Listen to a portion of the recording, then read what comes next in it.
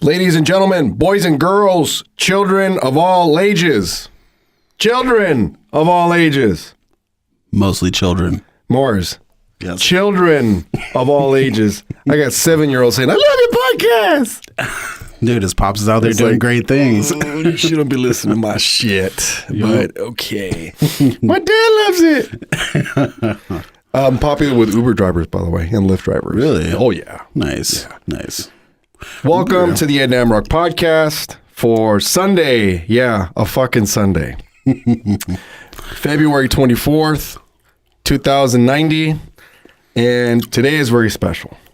Today I am reunited with the band, the lead singer of the band. Please help me welcome virtually, silently, in your own little minds, Mr. Marz Hamilton, United States of America.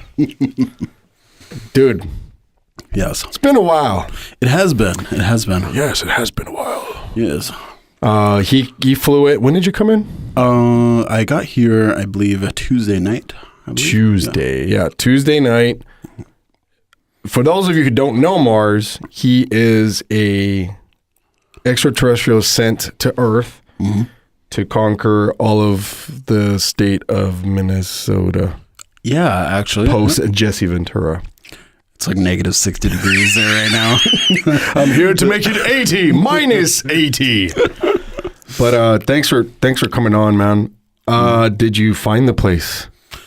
I did. Easily. I did, actually. Did you see any human feces on the sidewalk?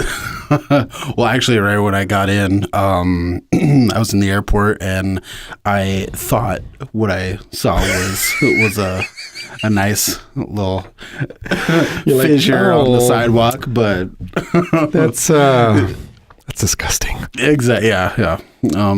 But like the little circle, the roundabout in the airport. Oh, of course. Just waiting for your family to pick you up.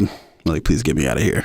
So, weather-wise, of course, it's a big difference because Polar Vortex got you guys over there. It was the craziest one of like the last 30 years, they were saying. I went outside and I was out there for 5 minutes and my beard turned white, like frosty. That. Yeah. And we complain here about fucking 60-degree weather, dude. I know. I didn't want to touch my beard for fear that it would just snap off of my face. Like an icicle. Yeah. My beard just sitting there on the ground. It's like something out of The Shining, dude. Fuck that. Yeah. But other than that, what have you been up to in Minnesota? I have been pretty much partying a lot. Nice. You're doing a lot of drugs. Yeah, all of them. Lots Every of lines single of one cocaine. Mm-hmm. Lots. Yep. It's a miracle I'm sitting here in front of you today. I just had 3 blood transfusions, 2 liver transplants. Yep. And I'm pretty sure I don't need a heart one, but I'll be good. I'll be okay. But yeah, I've been out there with my cousin Jade. I have a lot of family out there, but you're originally from Minnesota, right? Mm-hmm. Yeah. Well, I was born there. Yep. And what city again? I was born in Minneapolis, the city, but then Elk River, which is a small town. That's kind of where most of my family lives now. Is there what? Is there elk there? Actually, yeah. Wow, you're like Elk River. Where are the elks? Oh, we ran out. Yeah. What? Okay. Sometimes it'll be like you'll be driving and all you want is just a tiny little deer to run across the road. Just a little scared, but a massive, either a moose or an elk. I've hit a timber wolf with my truck before. I was just about to ask you that, dude. Giant. They let loose like 50 or 500 wolves in like the Camp Ripley area. No. Yeah, they're trying to thin the deer population. And I swear, dude, I've seen those fucking dash cam videos where people hit. That is no fucking joke, dude. Yeah. It's like, it's not even like hitting a human. It's like hitting like 10 humans at once. Mm-hmm. It broke the bumper on my. Holy shit! I had an F-150 at the time, like a big truck made out of steel and stuff, and I didn't know what I hit at first. But I actually, the story is funny. I was on Highway 1.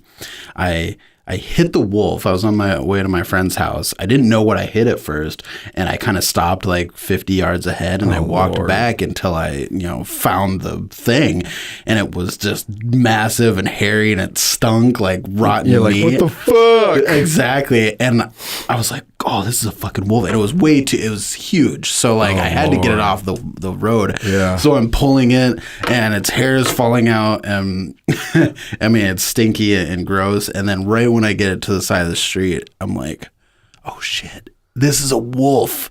Like, what am I doing? I never ran dude. so fast in my life because, like, it could have friends in the. And they'll fucking come and get you, right? Oh yeah. They were probably waiting for me fuck to. that. They're like, we gonna get this motherfucker right now. They're probably like, He fuck with our family. They're probably about to eat their family though. They're just waiting for me to leave. They're like, all right, we'll wait till this motherfucker leaves, and then we're gonna eat his ass. Yep. Fuck, dude, that is fucking crazy, dude. That is okay. Some of the things that I don't even know about because I've never been in those fucking areas of the world, man. Yeah. Of the country. I've only been in 3 different states. Really? I've been to Boise, Idaho. Okay. I've been to Denver, Colorado. Nice. Yep. I've been to Albuquerque, New Mexico, and then Nevada don't count. No, that's Arizona basically don't count. It's basically an extension of It's California. like you're basically going to your neighbor's house. Yeah, pretty much. Pretty much saying, oh yeah, I had a great time at this place. Bitch, it's your neighbor's house. No. But you're still doing music? Mm-hmm. Yep. Cool. Let me ask you something. Mm-hmm. Something that now that the cat's out of the bag. Because you and I know a lot. We can talk about this freely now. For you listeners and those you watching, Marz was a student of mine back in 2015. Yes. January 2015 to, is it January? No, December. How long were you guys there for? We were there. No. I think it was late 2015. No, 2014 into. Yep. There you go. Yep. The name of the old college, rest in peace, was Pinnacle College. And the reason why I bring it up is because I wanted to ask you. Mm-hmm. For those that don't know the story, the college closed. We were all pretty fucking sad. I was one of the first valedictorians there. Did you foresee that shit coming? Did you see anything that was like out of the ordinary? Like, wait a minute, this isn't right. In the words of our Lord and Savior, Sandra Bullock, it was quite a blindside. Verily, it was a blindside. It kind of snuck up. I mean, the last couple months, we knew about it, and it was kind of like, we had time, but it was more or less what's going to happen to the legacy that we leave behind, because it would have been cool to be an alumni of something like that. Have your name on that plaque. Mm-hmm. Absolutely. And it was just kind of like soul crushing. So like getting over that, it happened very fast. But in retrospect, looking back, it was like, it did. The downfall did kind of happen over maybe 3 months, and it was kind of eased into it. But it was surprising because everything was going so well. I ask you because you were one of the only ones that wanted to build a culture there at that campus. And as small as it was, you wanted to make it small but powerful. Mm-hmm. That's why I asked, because you got involved quickly with the administration that was there at the time. Mm-hmm.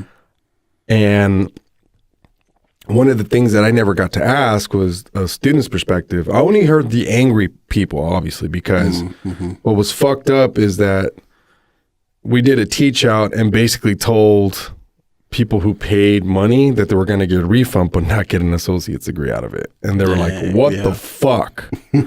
So you guys were lucky. You guys got it, but you guys didn't get a graduation. Yep. I remember we had to make a graduation and go out and I forgot where we went. Went to Pasadena, right? Mm-hmm. Yeah, it was like some pub. Yeah, and got pretty drunk and had good times and yada, yada, yada.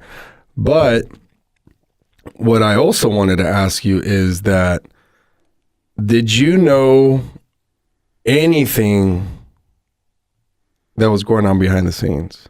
Did you have an idea?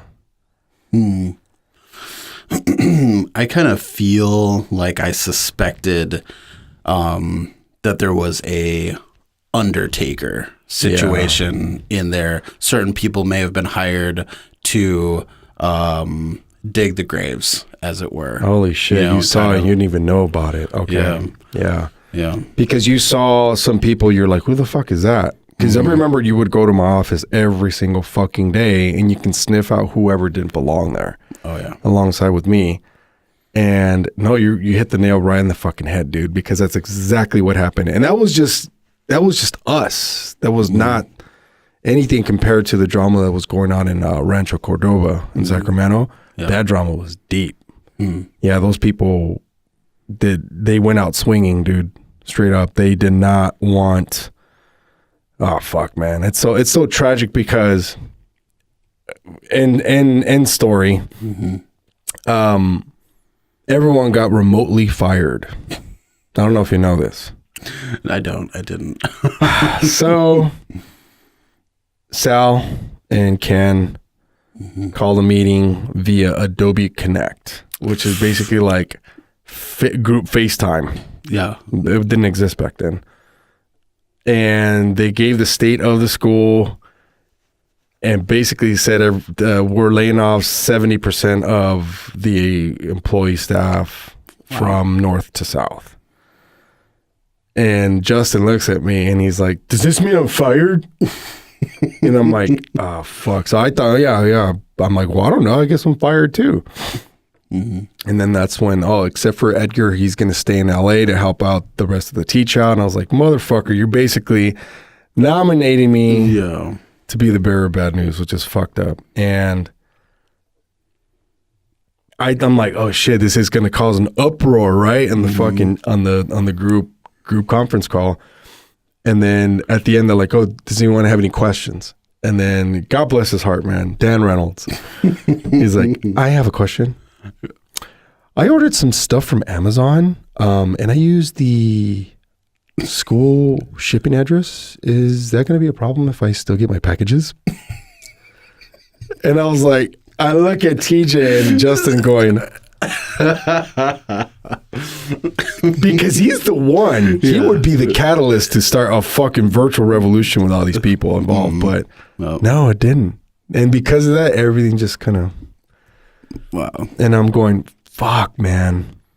This is surreal. Yeah. And then everyone was pretty much gone by that Monday. Wow. Yeah. But nonetheless, I mean, to give everyone a background story on how I met Marz, I met him at Pinnacle College when you attended one of Dan Heck's, shout out to Dan Heck, man. We love you, man. Dan Heck's mixing open house thingies. I remember. Yeah, it was like a mixing workshop. And it was you and, and Dylan, right? Shout out to Dylan, man. Miss you, man. Mr. Nashville. He went with you?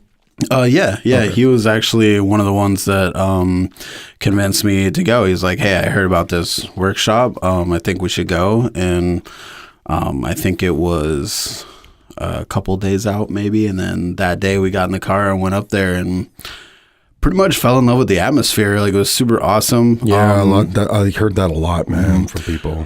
Like, sitting in that studio and listening to Dan Heck and like just knowing that there was a wealth of knowledge near your vicinity. Like, some people don't pick up on that. Like, some people will, go throughout their day. They might pass by someone or talk to somebody and not know how much that person knows and how much it could benefit them. But I think from the standpoint that Dylan and I were at, we totally saw that this right here is what was going to amplify our game. This is what, this is how we network. This is how we, take it to the next step. So, man, that's so fucking, you're so lucky to have that, because no disrespect to the students that we have now, but a lot of them are like, oh, I'm just an artist. Okay. Like, oh, I'm just going to do the bare minimum on the projects, get the bare minimum score just to get by so I can focus on what I really want to do. That is the shittiest way to go about life, if you ask me. Like, I'm just going to do the most half-ass fucking job. Right. And something that I don't prefer to do. It's like weight training. It's like lifting weights. I love to do bench press, but I don't want to do incline press because I suck at it. I really don't like it. Well, guess what? It's the same part of the anatomy of your chest. So yeah, you got to do both. Even whether you like it or not, you got to do a damn good job of it. You know, I don't like eating pussy, but I want to fuck. Yep. Well, that's a whole complicated issue, but there's a third variable. yeah, exactly. Like, does it stink a little bit down there? Did they shower? Is it club pussy? You know about club pussy. Anyway, I mean, I just wanted to ask you that, and I'm happy you're doing good. I'm happy a lot of your classmates are doing very well. The exception of one who, quite frankly, I mean, I could put him on blast right now, Jerry. I don't know what's wrong with him, dude. I did nothing wrong to the guy, but each time, this is a social media drama thing, he takes it way too seriously and extreme, man. And I'm a firm believer that you are what you fucking perceive on a virtual network. And I remember him in person being very controversial and argumentative, man, about some of the most insignificant things. And him, of course, being a recovering addict and all this stuff. I'm like, I felt for the guy. Like, dude, he's making a turnaround, but he felt like his new set of fuel, his new set of ammunition was to fucking be a social justice warrior. Yep. And it was like, dude, you know what you signed up for. And there's a reason why he transferred from Sacramento to Los Angeles. We heard numerous complaints about him from the Sacramento staff. So we kind of braced ourselves, but he rubbed me off the right way from the get-go. He was cool. Yep. But you were his classmate, so I don't know what that was like. Yeah, I mean, did he grow sensitive to certain things that you guys would say and talk about, or like assignments, pornography? I don't know what the fuck you guys are talking about some crazy shit. Every topic known to man. I think at the end of it, Jerry kind of got pretty recluse. Really? I mean, yeah, it was. I totally understand where you're coming from as far as, you know, some people want to say an opinion or let their voice be heard, but we need to be constructive if we're gonna take a stand on something or throw an opinion out there. Proverbial pros and cons, you know, weighing the pros and cons. I think that those are a must to preserve self-image. So I think in the end, you know, Jerry kind of got recluse, and as the whole cohort, our cohort was kind of like thinning out there at the end. That I remember. A lot of the homies stayed, you know, like shout out to Austin. Hell yeah, man. Who, by the way, loaned his vocals to my song and killed it. Good job. Which I never thought he would be able to rhyme over rock and roll music. Yeah, he's a god. He's super dope. Take the week off. Shout out. Look it up. Take the week off. Is a super dope album. Spotify, Your Mom's House, all that. Yep. But the other thing I wanted to ask you is did he make a statement at all, or make it relevant to vegans? They can't go like an hour without saying they're vegan. That same concept, did he do that with being a cross-dresser? I think it was because he made it a big fucking deal and none of us gave a shit. Yeah. I mean, it's like that's him or that's you, dude. Like you do you know, things like that. And I'll give you an example, and this is where all the drama started. I have lived in San Gabriel Valley for half my life already. One thing I would catch on to Asian man or Asian men culture, they always hold their their girlfriend's purse for them, just like this, and I would poke fun of them, like, ah. Yeah. Okay, I took a picture and posted it on my social media, and one former student here and him tried to gang up on me, saying, "Oh, he's probably doing his lady a solid." No. You know, how is this even homophobic? I'm like, I never said anything about being homophobic. I'm saying it's funny Yeah. because you're wearing a woman's purse. Nothing to do with homophobia. It's just funny to me. Mm-hmm. And no, they took it to outer space. Dude, they took it to not even, dude. They took it to Uranus, bro. Fuck, man. I was like, God damn it, dude. Both of you need to shut the fuck up, man. Like, what's wrong with you guys, man? Yeah.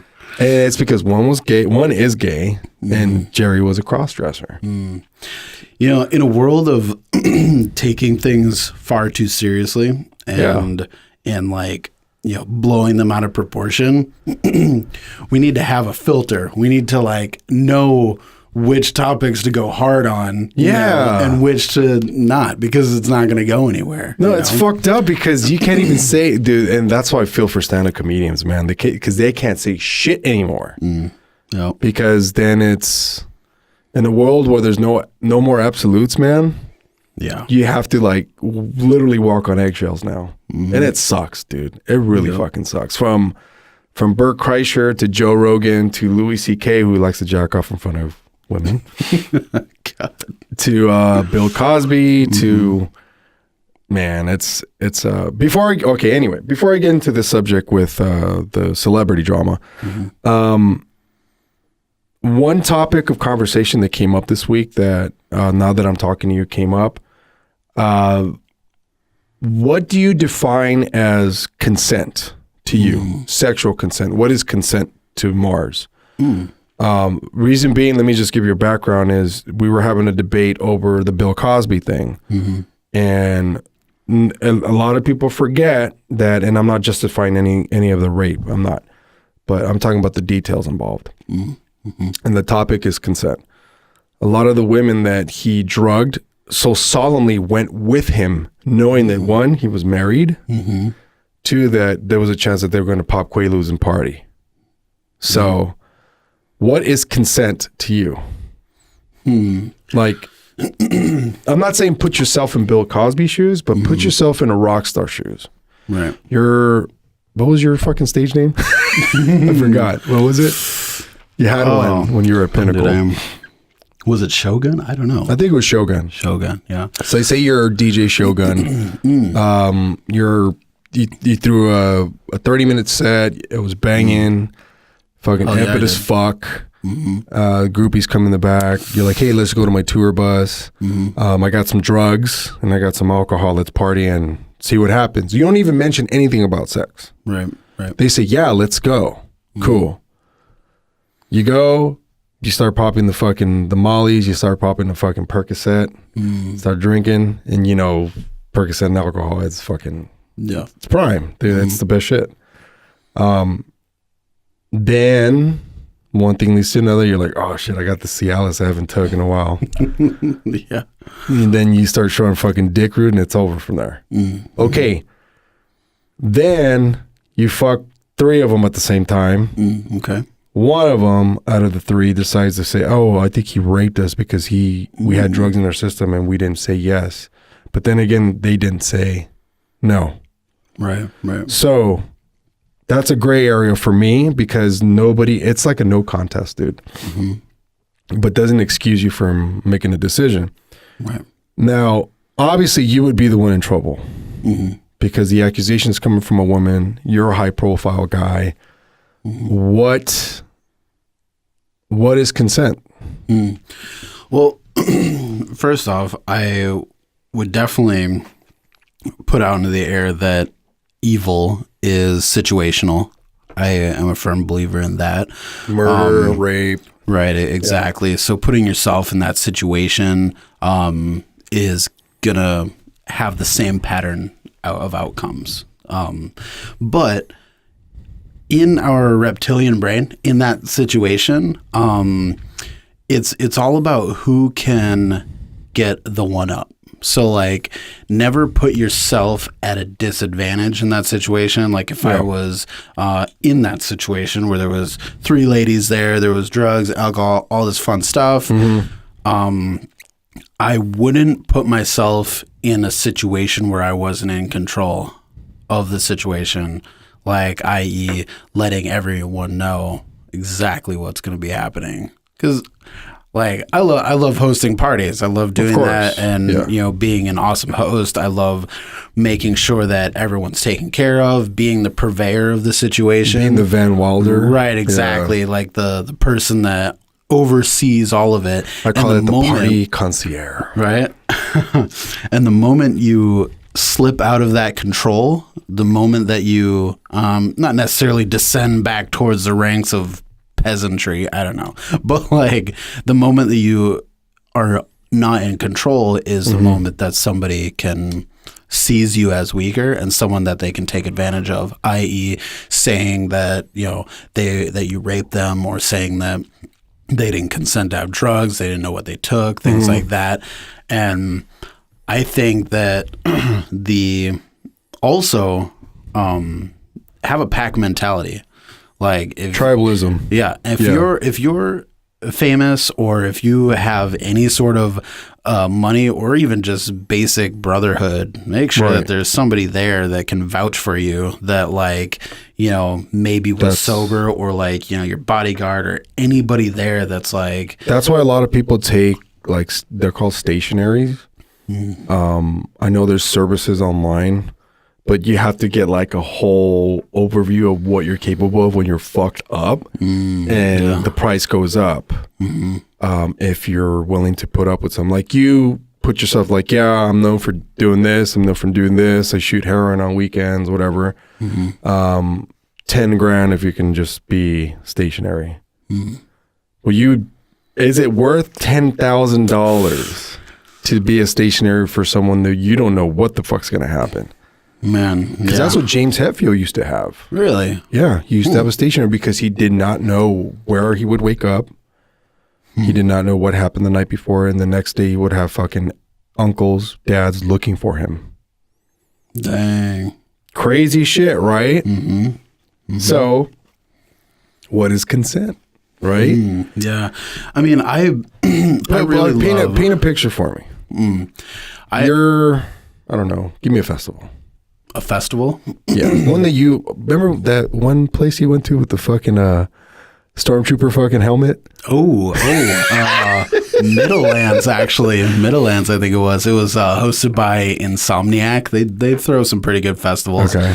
But it was a Renaissance style festival. So did you fucking keep on the helmet the whole time? No, it was fucking. It was so hot. Died. It was so hot out there. Yeah, dead. It was down in Todd Mission, Texas, I believe, and yeah, it was like 80, 90 degrees during the day. It was Texas. Yeah. And then it was like 30 at night. We packed shorts, dude. We were so fucking cold at night. Fuck. Yeah, and not enough blankets. But yeah, I think day one we crushed 3 bags of wine. We were slapping the bag and got completely crazy. You guys had wine bags? Yeah, we had wine bags. Yeah, dude. Bought 4 boxes of wine, crushed 3 of them day one. Holy shit. Ran out of boxed alcohol. wine? Yeah. That is the worst, dude. For those of you watching or listening, if you're going to drink boxed wine, first and foremost, don't drink it from a straw. No, never. No, don't drink it from a straw. I learned the hard way, dude. Second, don't drink it if you're not, if you have a low tolerance to alcohol. And then third, I just don't do it. Don't do it. Yeah, it was quite a time. But on the standpoint of like consent, like I like courting. I'm old fashioned. So I think, would you like to fuck? And it also goes with every situation, courting. Yeah. Like even in the giant towers in our cities at the very top, business meetings, those 2 businesses are courting each other. They've been courting each other for months, whether or not they're going to merge their giant business penises into one another, right? Yeah, exactly. So I think that understanding this situation, a lot of people have been taking things too seriously, like, oh, she friend zoned me, or oh, I've been ghosted, or oh, this and that. It's like, you two didn't click. There's a bunch of other people out there. Go have a process, because if they ghost you, or if they friend zone you in an inopportune moment where you're feeling it and they're not feeling it, whatever, like, it just means that there was no chemistry, there was no clicking, there wasn't the right process of courtship, you know? And when you think about courtship as a whole, you think like, what, 1 or 2 dates, maybe 3 dates, things like that. Yeah, sounds about right. I think that from the very first time that you talk is when it starts. If you have, because your reptilian brain is already set in motion, you know, those chemical reactions. Let me stop you there for a second, because my listeners are probably going like, the fuck is a reptilian brain? I'm not a reptile. So explain for those of you watching and listening, explain our reptilian brain, because I understand it obviously, but explain it to people that think that the reptiles at this point. Yes. Our reptilian brain is mostly consisting of our baser functions, digestive tract, some of our nervous system nowadays, like our fight or flight mechanisms. The reptilian brain is what wasn't evolved, the part of us that's not evolved from our lesser times, i.e. caveman experiences. Right. Of course, there was several different stages, but back when we were wild, which we were wild, and a lot of people find it hard to believe that. Absolutely. Until we started making tools, I'm fairly certain we just used our fingernails and teeth. And, pretty much, yeah. Yeah. And our dicks. Those. Hammer this on with your dick. Yeah. But yeah, the reptilian brain is still very there, and it's still a lot of our actions today, in this very day, are decided on the reptilian brain, and it is kind of cool. You know, a lot of people go around posting on Twitter, posting on Facebook, things like that. Like, oh, I'm having such a fun time, and then all of a sudden become a fucking rape victim because their location is being given out, and you're situationally like, dude, they put themselves in a situation of evil, unknowing, and then their reptilian brain doesn't want to. That's a situational evil thing that you're talking about. Yeah. Just don't look like a victim. Yeah, exactly. A lot of which it is hard. Very hard. Yeah. Very hard. I have sympathy for everyone who's actually been raped, and I have to say actually been raped, because there's a lot of because there's a lot of, you know, women out there that have been tanking dudes' lives by false accusations and things like that. Which is fucked up, man. Very, very. They actually have started handing out prison sentences up to like 9 years for stuff like that. I've seen that shit, dude. That is fucking wild, because how unjust is that, man? It's so fucking unjust, because how the fuck are you going to live your life like that? Knowing that you fucked up somebody's life, man. And I just read, so fucked up. I just read that that one college football player was just acquitted of all of his charges because he's been in prison for 9 years. Oh, Jesus. And and the judge just told him, you know, that you were the chick that said that you raped her, recanted on Facebook. She was bragging about it on social media that she wasn't raped and blah blah, and then now she is facing prison time. Dude. But he's lost 9 years of his life, and he was a college football player in the running for like NBA or not NBA, NFL stuff. Yeah. So that's fucked up. Yeah. Dude, fucking lying about it, filing a false police report. That's which just recently, this guy, Jesse, is it Smollett or Smollett? I can't pronounce his last name. Smollett. The actor from Empire. You heard about this shit? Yeah, he said a couple of racists or something jumped him and tied him up, practically waterboarded him, right, or something like that. So this is the Cliff Notes version that of course, the mighty CNN.com has. So actor Jesse, I think it's Smollett, I can't pronounce it, who was on the set of the Fox show Empire, was arrested and accused of filing a false police report in the January 29th incident in which he said he was a victim of a hate crime. So the 36-year-old actor called a meeting of the cast and crew and apologized for any embarrassment they may have felt during his alleged hate crime attack saga.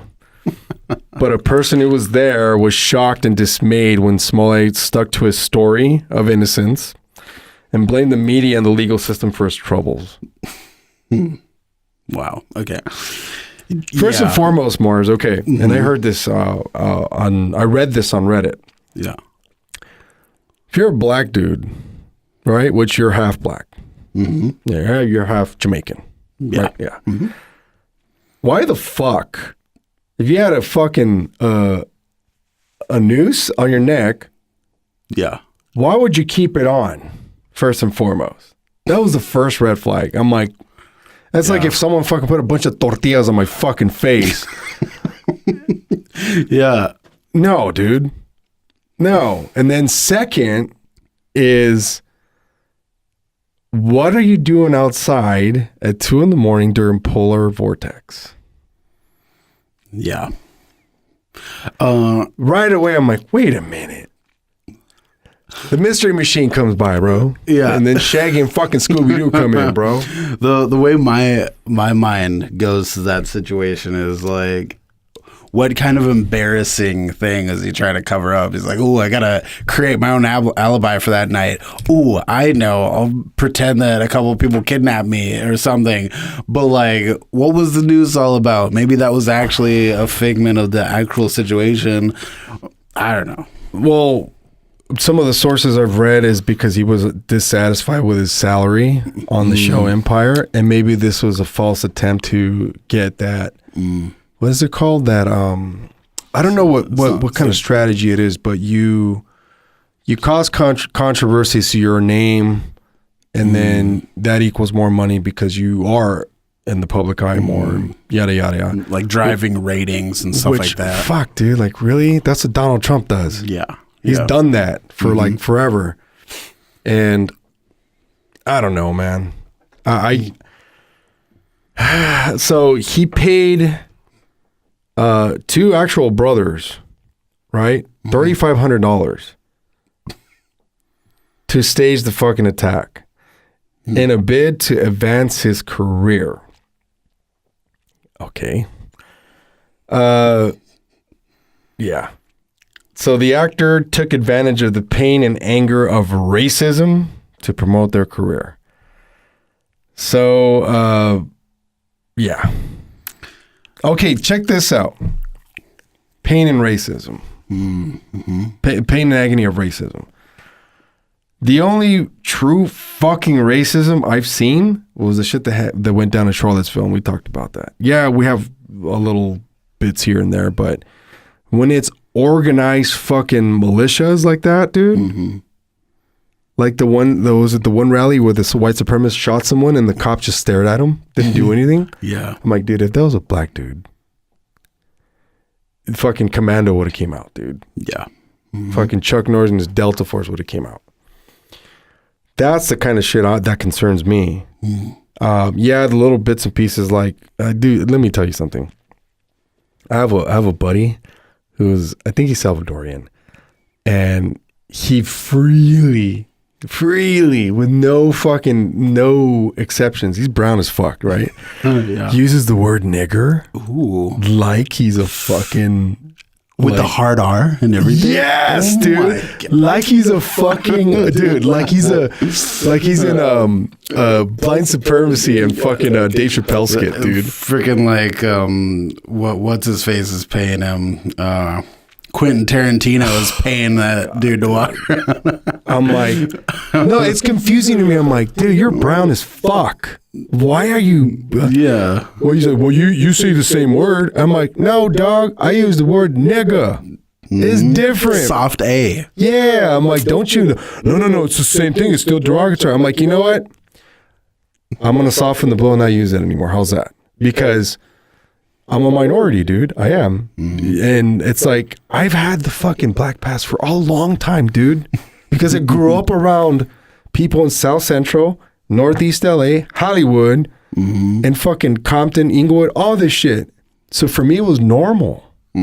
Like the people in that come from NorCal, a lot of them have the vernacular, the hood vernacular.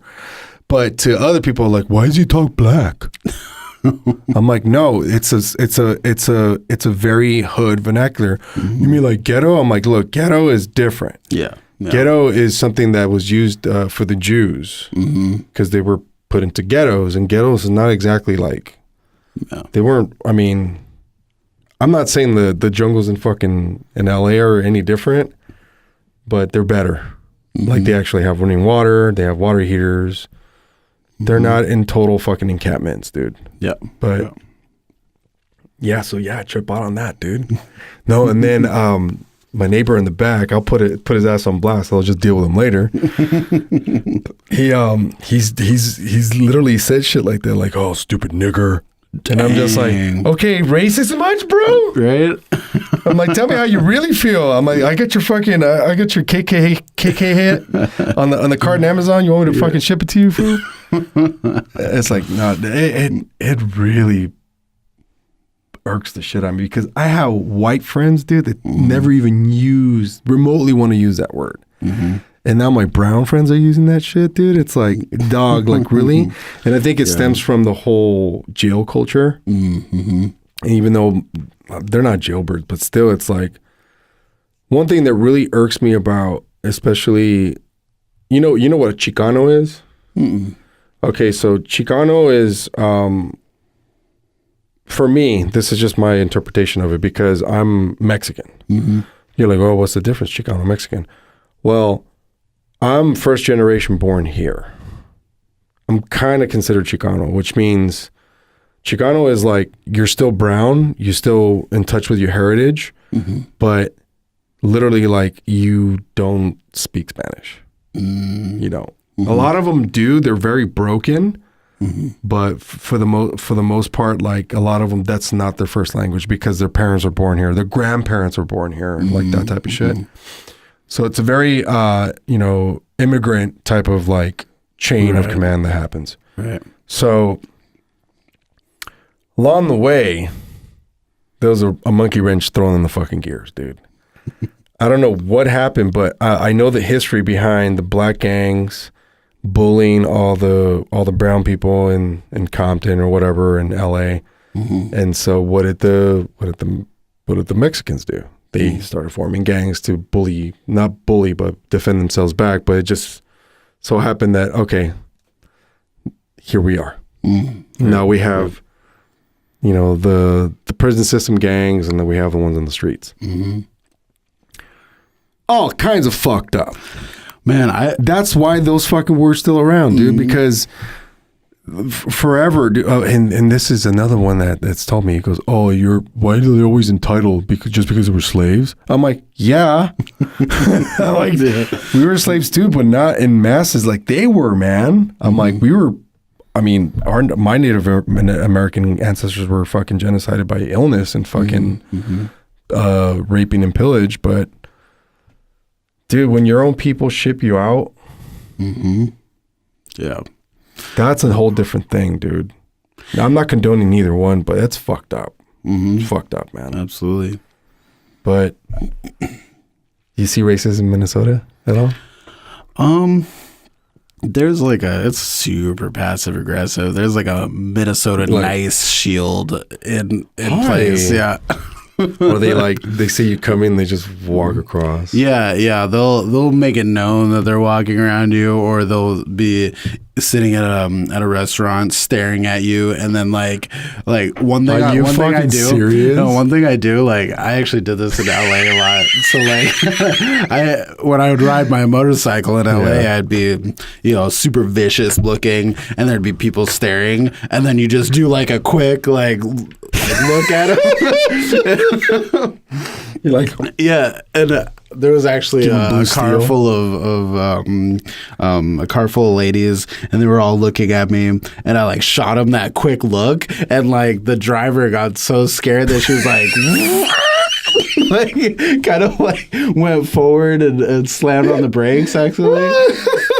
Embarrassing all of them. That's fucking hilarious, dude. But yeah, I'll do that at restaurants in Minnesota when I feel gaze, and I've kind of caught it every now and then. I'll just look and be like, "Are you serious right now? Like you looking at take me? a fucking picture. You want a selfie, bitch?" Exactly. Sometimes I mean it's probably because of my beard. I definitely look very different. Yeah. I look very different.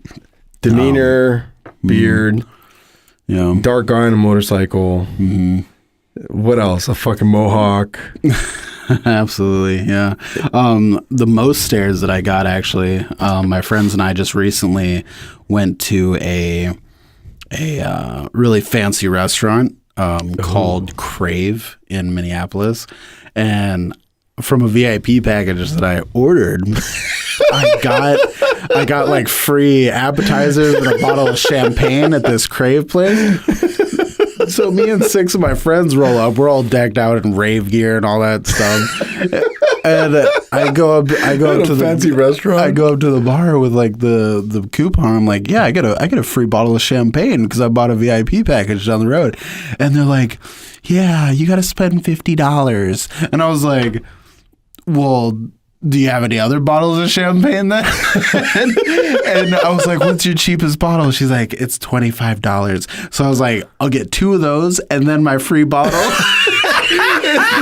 We were all standing there just fisting bottles of champagne. And all these really fancy people that like, we dressed up for this. These guys look like total misfits. Exactly. Like, why is this black guy with a mohawk and a beard drinking 3 bottles of champagne? Mm-hmm. Damn, and rave gear. Oh yeah, all of it. Yeah, nuts, dude. It was, people were staring, commenting. I'm glad that I was able to bring some sort of entertainment to that place because it looked like they were all just spending money there and not having any fun. So. That's the worst, dude. That is the worst. Yeah. That's one thing, at least here in LA, I'm grateful for. Is anywhere that's it's high end shit. People, people are getting trashed, dude. Yeah. Like when I went to who was it? I think it was my sister-in-law's birthday party. We went to Laguna Beach. Nice. And we went to this place called Las Brisas. Mm-hmm. It's fucking it's beachfront, dude. It's fucking dope. But it's bottomless mimosas, right? And they ran out of orange juice. Fuck it. And more champagne, dude. Yeah. Dude, people are walking out of that. You have to walk down the stairs and get it. The people are falling. That's I'm like, the best. Fuck. I'm like, hell no. I'm like, hope these people aren't driving. These people pass out on the sand. Oh, man. Yeah. They're going there with their blankets and their fucking pillows and shit. They're like, I'm fucked up, dude. And they fucking vomit on the sand. They just cover it up. Yeah. It's like, fuck, man. Yeah, dude. But yeah, man, fucking, how much time we got? Oh, fuck, we're a little past 52 minutes. Yeah, the attention span of today's audience is pretty interesting. So, for those of you, I don't know how long you guys have been watching this, but hi. And shout out to Anthony Rudolph, Anthony Espinoza, and Eric Ceniceros. I love you guys. Those are my two my 2 biggest fans on Facebook. Oh, nice. Okay. They wake up at 6 a.m. to comment some interesting stuff. Yeah. Nice. But any plugs, man? Any music plugs? Any movie plugs? Any porn plugs? Anything you've been doing, working on that you want to plug on the podcast to let people know about that you're excited about? Well, I do have, I don't have any information on it, but I'm going to be maybe mastering a couple songs for my friend Dylan Smith. He's got a new dude working with him. They're doing some like rap with some instrumentation on there, live instrumentation This stuff. motherfucker is bad at guitar. Dude, he's Probably one of the best guitar players I've ever seen. Yeah. And he's so fucking deprecating. Stop it, Dylan. Hey, look at me. Stop it. You're the best. Okay. He is the best. Sometimes when I'm hanging out with him and we're having, just the best of time, or when he starts playing guitar or we're out doing anything, Yeah. I feel like I hitched my wagon to a star. Yeah, like man. His radiance is so awesome. And that's no homo. He's a radiant motherfucker. He's radiant. Want to sword fight? Fine. Yeah. Exactly. Yeah. When he picks up the guitar, he's pretty dreamy. He's an awesome dude, but he is gonna be sending me some songs, some tracks, and gonna do some mastering and stuff like that. So that might be on the horizon. If anyone's going to Bass Canyon this year, I'm going to be going to that festival. Look for the guy with the stormtrooper helmet. Oh, yeah. I was partying that thing. Yeah. But cool, man. Well, the next time I'll probably talk to you, you'll be in Minnesota. Let's try to do one remotely. I started doing, you know what's funny? When I first started really doing the podcast, it was with you and my nephew Kyle.